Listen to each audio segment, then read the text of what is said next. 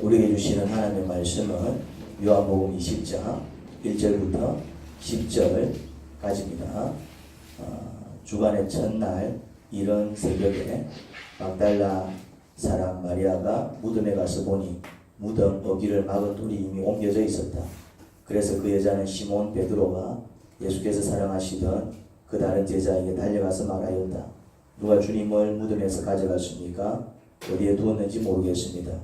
베드로와 그 다른 제자가 나와서 무덤으로 갔다. 둘이 함께 뛰었는데 그 다른 제자가 베드로보다 빨리 달려가서 먼저 무덤에 이르렀다. 그런데 그는 몸을 굽혀서 삼배가 놓여있는 것을 보았으나 안으로 들어가지는 않았다. 시몬 베드로도 그를 뒤따라왔다. 그가 무덤 안으로 들어가 보니 삼배가 놓여있었고 예수의 머리를 싸매던 수건은 그 삼배와 함께 놓여있지 않고 한 곳으로 따로 개켜 있었다. 그제서야 먼저 무덤에 다다른 그 다른 제자도 들어가서 보고 믿었다.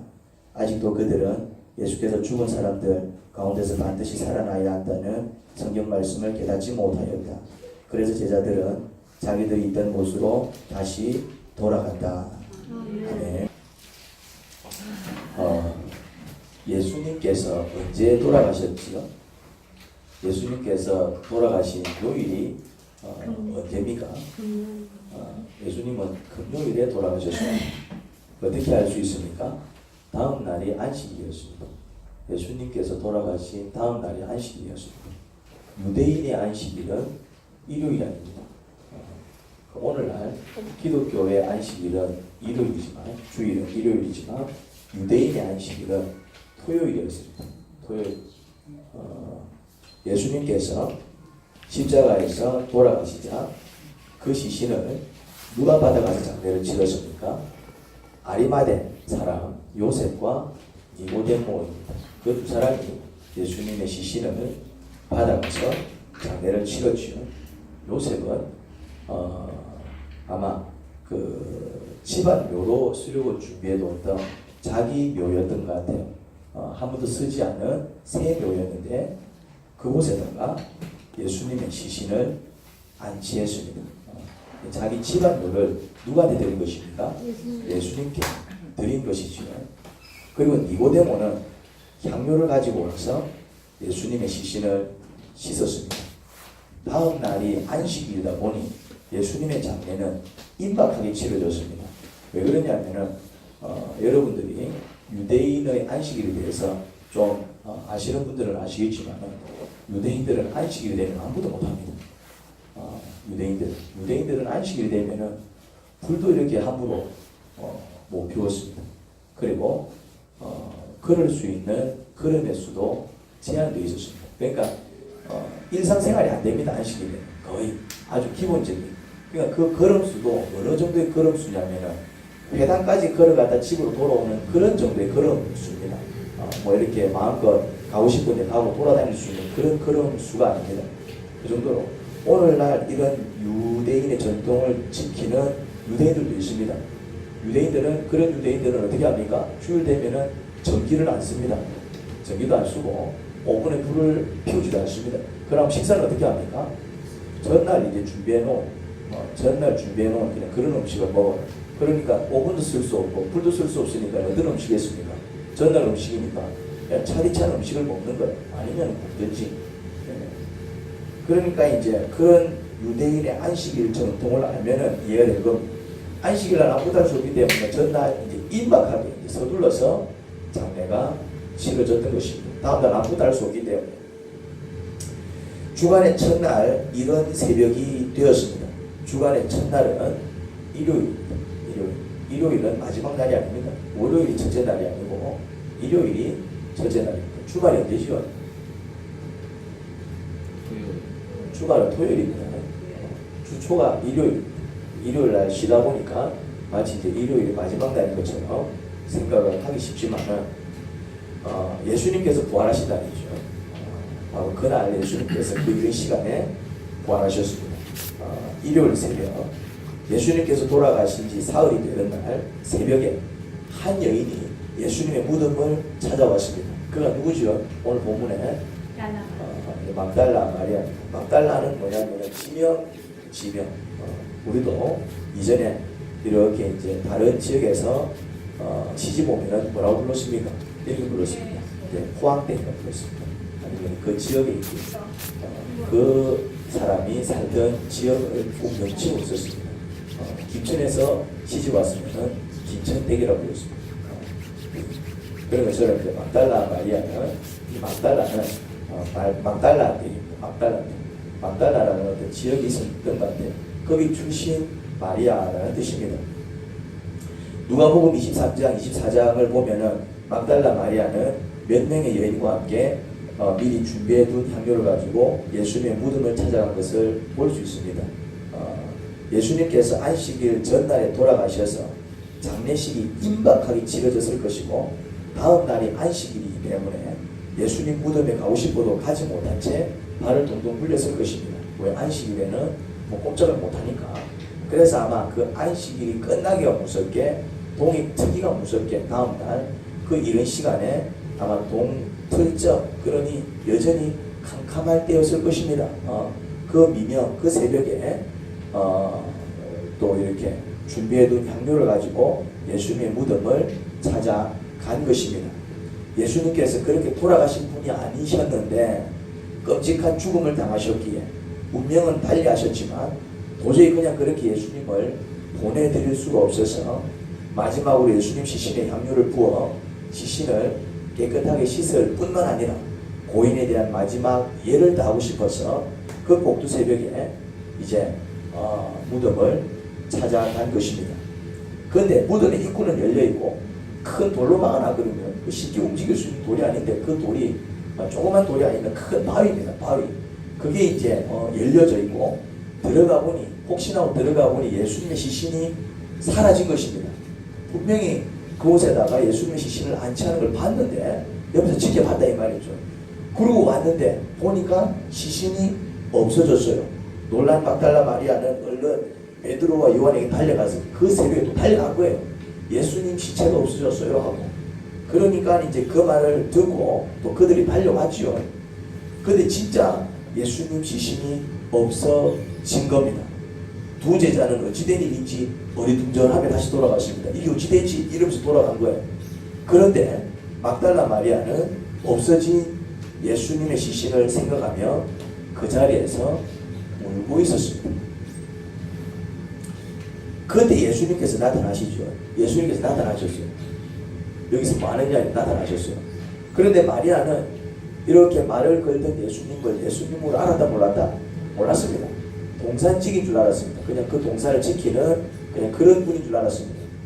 그래서 예수님 시신이 없어졌는데 혹시 어디 갔는지 압니까? 하고 물어드렸어요.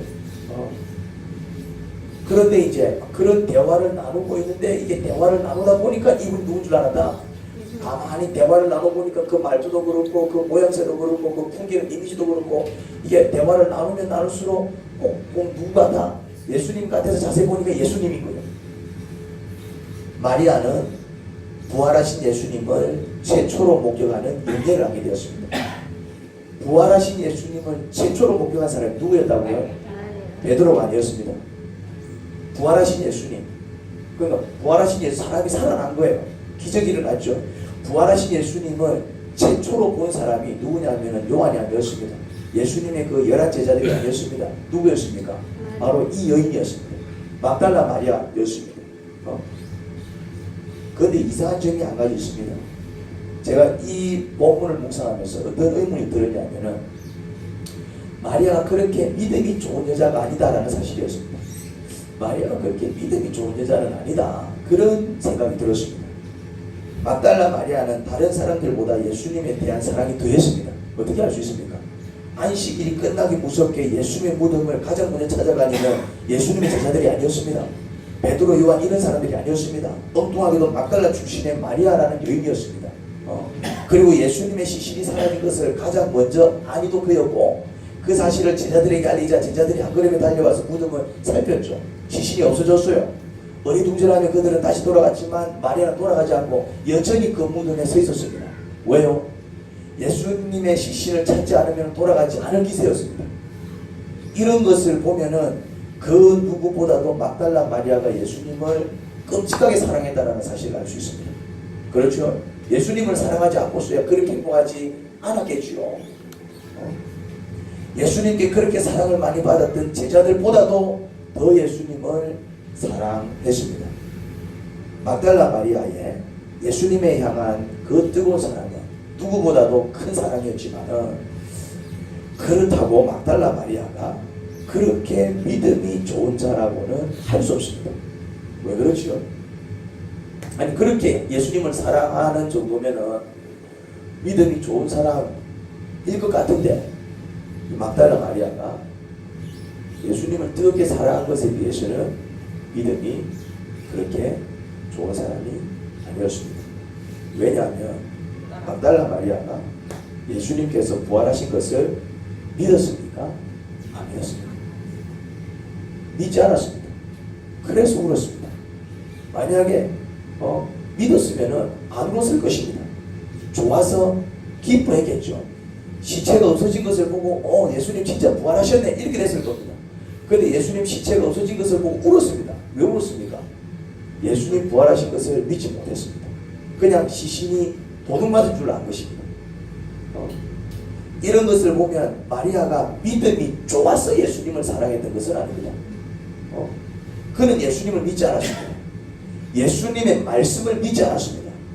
만약 마리아가 예수님께서 하나님의 아들이심을 믿었다면, 그래서 죽을 수 없는 분임을 믿었다면, 예수님께서 죽은 후에 살아나실 것을 몇 번이나 예언하셨는데 예수님은 그 예언을 몇 번이나 하셨어요? 3번이나 하셨어요. 내가 순환을 당하고 그리고 죽은 뒤에 그리고 3일 만에 내가 부활하게 될 것이다. 그 얘기를 3번이나 했어요. 3번이나. 성경에 기록된 것만 3번이에요. 그러니까 공식적으로 3번 하셨고 비공식적으로도 그 말씀을 여러 번 하셨어요. 그런데 그 말씀을 믿었다면, 예수님의 말씀을 믿었다면, 예수님이 누구신지 제대로 믿었다면 그는 울지 않았을 것입니다. 시체 찾아서 그렇게 헤매지 않았을 것입니다. 하지만 울었습니다. 시신이 없어졌다고 울었습니다. 왜입니까? 예수님을 믿지 않았기 때문이죠. 그런데 예수님을 믿지 않았어요. 예수님이 어떤 분인지 믿지 않았습니다. 예수님이 하나님의 아들이신 줄은 믿지 않았습니다. 예수님께서 부활하셨을 것이라 꿈에도 생각하지 못했습니다. 그럼에도 불구하고 이 여인은 예수님을 사랑했습니다. 예수님을 굉장히 뜨겁게 사랑한 것을 볼 수 있습니다. 나는 이게 정말 신기했습니다. 예수님을 믿지 않았는데 어떻게 예수님을 사랑할 수 있었을까? 예수님을 믿어야 사랑하는 건 아닙니까? 그런데 예수님을 전혀 믿지 않았어요. 보면은 예수님이 하나님의 아들이신 걸 믿지도 않았고요. 예수님께서 부활하셨다는 사실을 믿지도 않았어요. 예수님께서 부활하신 것을 보고 부활하셨네 이렇게 알게 된 것이지 그 직전까지는 예수님 시신이 도둑맞았다고 생각을 했다니까요. 그런데 전혀 예수님을 믿지 않은 사람인데 어떻게 이렇게 예수님을 사랑할 수 있었을까? 나는 이게 이해가 안 된 것입니다. 그 비밀이 누가복음 8장 1절부터 3절까지 다 보면 좋겠지만 2절을 보면은 막달라 마리아에 대한 언급이 나옵니다. 그리고 악령과 질병에서 고침을 받은 몇몇 여자들도 동행하였는데 7 귀신이 떨어져 나간 막달라라고 하는 마리아와, 자 여기에 의미심자란 말이 적혀있습니다. 뭐라고요? 7 귀신이 떨어져 나간 막달라라고 하는 마리아와, 여기서 막달라 마리아를 어떻게 소개하고 있습니까? 이렇게 소개하고 있습니다. 7 귀신이 떨어져 나간 막달라라는 마리아, 이렇게 마리아를 소개하고 있습니다. 마리아에 대한 언급은 이게 답니다. 뭐 베드로나 요한처럼 그렇게 많은 지면을 할애해서 막달라 마리아를 소개하고 있지 않습니다. 막달라 마리아는 이 요한복음 이 예수님 시체 찾아서 막 헤매는 이 사건하고, 그리고 이제 누가복음에 막달라 마리아에 대한 언급이 이게 답니다. 그 어떤 사람이며 어떻게 살았는지 정확하게 알지 못합니다. 그런데 여기서 뭐라고 얘기하고 있냐면 7 귀신이 떨어져 나간 막달라 마리아. 이 구절을 통해서 알 수 있는 사실이 무엇입니까? 막달라 마리아가 원래 어떤 자였다고요? 귀신 들렸는데 어떤 귀신? 이것도 이제 한두 마리가 아니라 7마리 귀신 들렸던 사람입니다. 자, 한번 생각해 보십시오. 귀신이 한 마리만 붙어도 그 사람이 어떻게 될 것 같습니까? 정상적으로 살 수 있습니까? 여러분, 귀신이 한 마리만 붙어도, 그래서 그 한 마리 안에 끌려다녀도 정상적으로 살기 어렵습니다. 그런데 막달라 마리아는 귀신이 몇 마리 붙어 있습니다.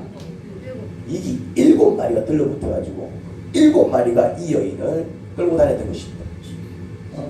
그러면은 그가 어떤 인생을 살았을지 감이 오지 않습니까? 이게 한 마리만 들러붙어도 사람이 정상적으로 살기 어렵습니다. 그런데 이 7 귀신이 들러붙어가지고 그 한 여인을 괴롭혔으니 그 여인이 어떻게 살았을 것 같습니까? 10중 8구 미치광으로 살았을 것입니다. 미치광으로 살았을 것입니다. 속된 표현으로 미친년으로 살았을 것입니다. 귀신이 한 마리만 붙어도 반쯤 미치기 여사인데 7마리가 들러붙어 막달라 마리아를 끌고 다녔으니 이거 뭐 어떻게 살았을지 뻔하지 않습니까? 사람들은 부정탄다고 가까이 오지 못하겠을 것입니다. 미친 여자라고 돌을 던지며 막 쫓아냈을 것입니다. 누구 하나 마리아를 사람으로 보고 그를 사람 대접하지 않았을 것입니다. 그는 사람으로 대접받는 인생을 살지 못했을 것입니다. 귀신 들려서 마치 미친 여자 비슷하게 살았을 텐데 또 정작 본인은 얼마나 괴로웠을까요? 남은 그러다 치더라도 정작 본인은 그렇게 살고 싶었겠어요. 그렇게 늘 귀신들한테 끌려다니는 그의 인생, 본인은 또 얼마나 비참하고 괴로웠겠습니까? 그걸 그 누구도 알아주지 않았습니다. 그저 귀신 들린 여자라여 그냥 미친 여자 취급한 것이지요.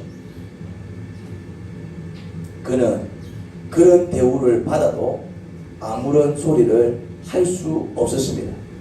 왜냐하면 진짜 미친 여자가 맞았기 때문입니다. 그의 인생은 정말 죽지 못해 살아가는 그런 비참한 인생이었습니다. 그런 그에게 처음으로 다가온 사람이 있었습니다. 그런 그를 처음으로 불쌍하게 여겨주신 분이 있었습니다.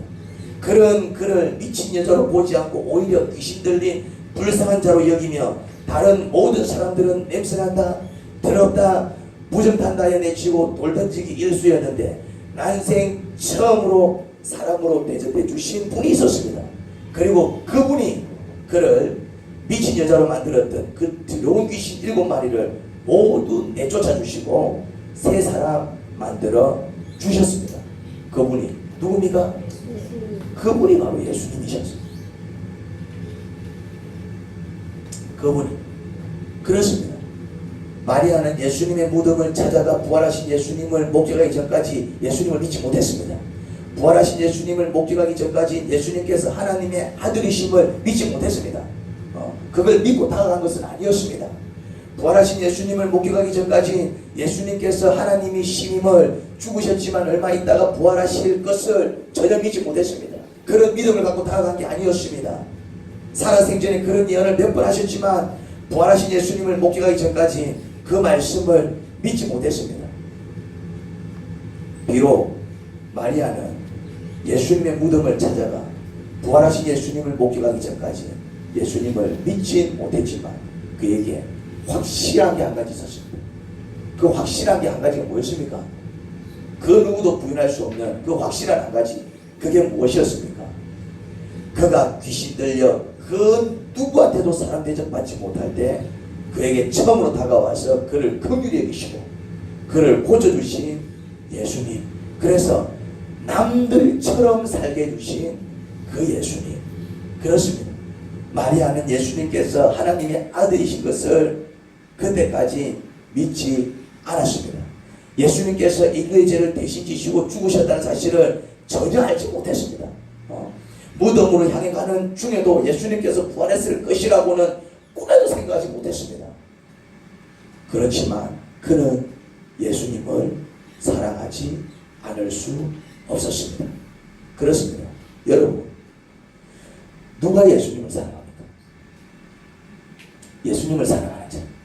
누가 예수님을 사랑하죠? 누가 예수님을 사랑합니까? 믿음이 좋은 사람이 예수님을 사랑합니까? 아닙니다. 예수님께 큰 은혜를 입은 자가 예수님을 사랑합니다. 누가 예수님을 사랑한다고요? 예수님께 큰 은혜를 입은 자가 예수님을 사랑합니다. 그러므로 예수님께 큰 은혜를 입어야 합니다. 우리가 예수님을 사랑하려면 우리가 예수님으로부터 뭘 입어야 된다고요? 큰 은혜를 입어야 합니다. 아무리 애써도 스스로 해결할 수 없는 나의 문제, 그 누구도 해결해 줄 수 없는 나의 문제, 그래서 그 문제 앞에서 나는 울 수밖에 없는 그 문제, 주님을 찾아가서 주님께서 나를 치료해 주시고 내 문제를 해결해 주시고 나를 새롭게 만져주시는 경험을 해야 합니다. 그렇게 예수님께 은혜를 입은 자가, 그렇게 예수님으로부터 그 큰 사랑, 그 은혜를 입은 자가 예수님을 찾아가더라 이 말입니다.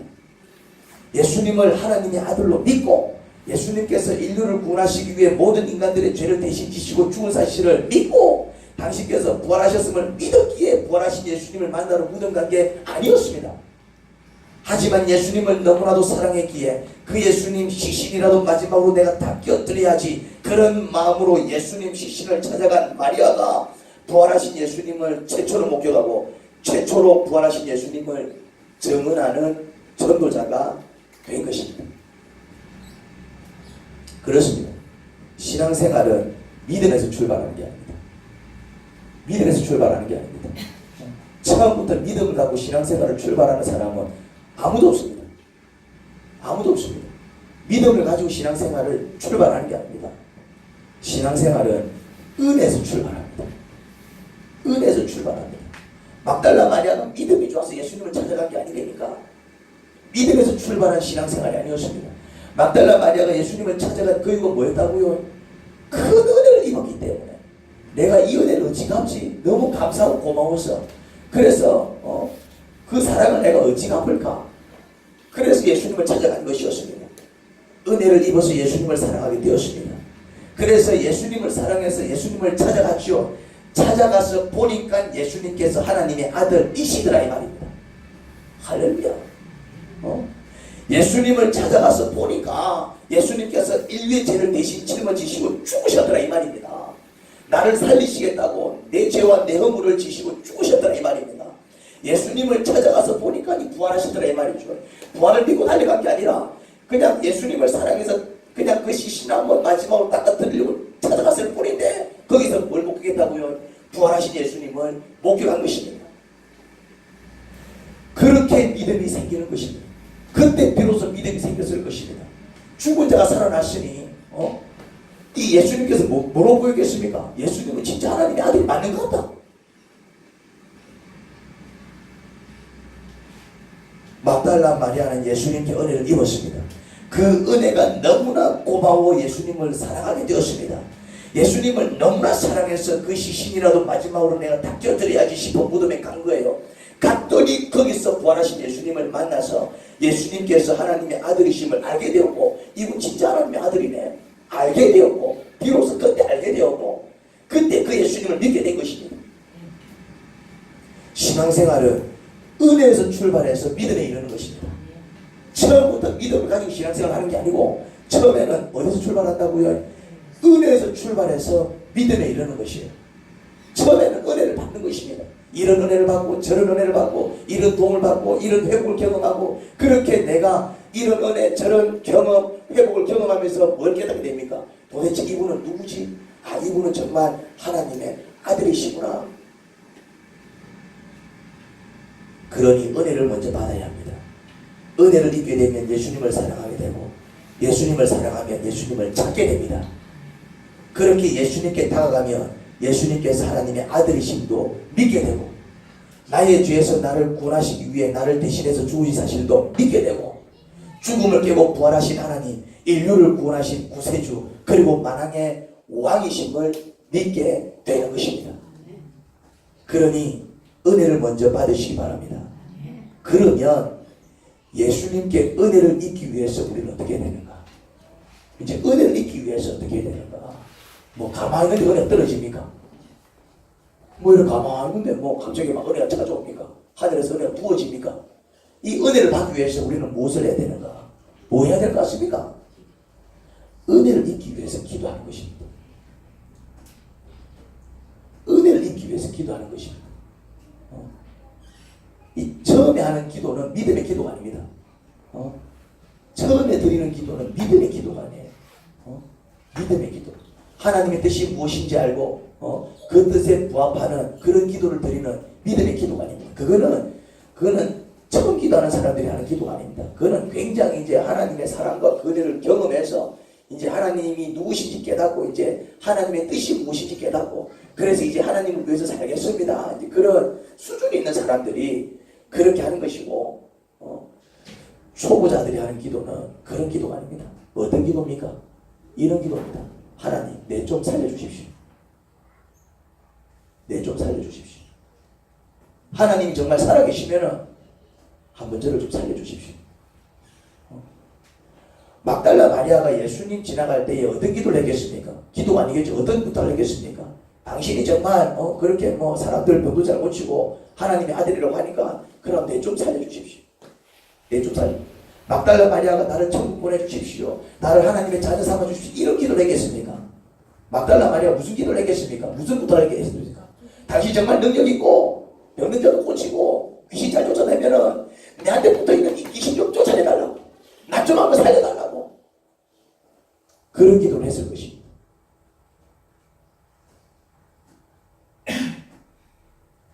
그렇습니다.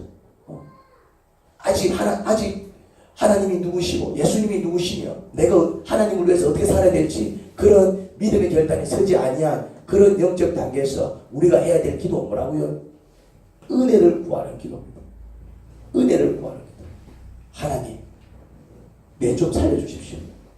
이 형편, 이 문제를 좀 해결해 주십시오. 그런데 문제는 뭐냐면은 기도하지 않습니다. 그냥 문제가 있어요. 문제가 없어서 기도를 안 하는 게 아니니까요. 문제 없는 사람들은 없습니다. 분명히 살펴보면은 기도거리들이 있지만은 기도하지 않습니다. 그냥 문제를 가지고 삽니다. 이렇게 생각합니다. 그냥 내 운명이 그래. 내가 타고난 팔자가 이래. 그냥 그렇게 생각합니다. 이게 내 운명이야. 그러면서 귀신 들린 채 삽니다. 뭐 귀신 들린 것도 우차게만 내가 들고 싶어서 들린다. 이게 내 운명이다. 이게 내 팔자다. 나는 막 이래 살다가 죽을 년이다. 이렇게 생각하는 것이기에 반해서 이게 내 성격이야. 그러면서 좋지 않은 성격을 그냥 가지고 삽니다. 이게 내 팔자야. 그러면서 그냥 포기하면서 살아갑니다. 나는 뭘 해도 안 돼. 그러면서 열등감에 절여 삽니다. 나는 늘 이런 식이야. 이걸 누가 알아주겠어. 그러면서 신세 한탄만 하며 삽니다. 그런 문제를 가지고 하나님 앞에 나가지 않습니다. 여러분 기도하시기 바랍니다. 하나님은 당신의 자녀가 귀신 들린 채 살아가는 것을 원하지 않습니다. 하나님은 당신의 자녀가 남들과 섞이지 못하는 성격으로 살아가는 것을 원하지 않습니다. 하나님은 당신의 자녀가 열등감에 절여 사는 것을 원하지 않습니다. 그냥 포기하고 아무런 희망도 없이 살아가는 것을 원하지 않습니다. 하지만 하나님께 기도하고 아뢰면 하나님께서 귀신도 쫓아내 주시고 할렐루야 원한 성품도 바르게 고쳐주시고 정신적인 문제도 해결해 주시고 새 희망과 새 소망도 불어넣어 주십니다. 어째? 기도할 때. 그래서 기도하는 것입니다. 그런데 예수님께 가지고 나가면 모든 게 해결될 것을 예수님께 가지고 나가지 못합니다. 기도하지 않더라 이 말입니다. 여러분 기도하셔야 합니다. 문제는 산재에 있는데 기도하지 않습니다. 그러면은 뭘 입지 못한다? 은혜를 입지 못합니다. 은혜를 입지 못하면은 뭐가 자라지 못한다? 믿음이 자라지 못하는 것입니다.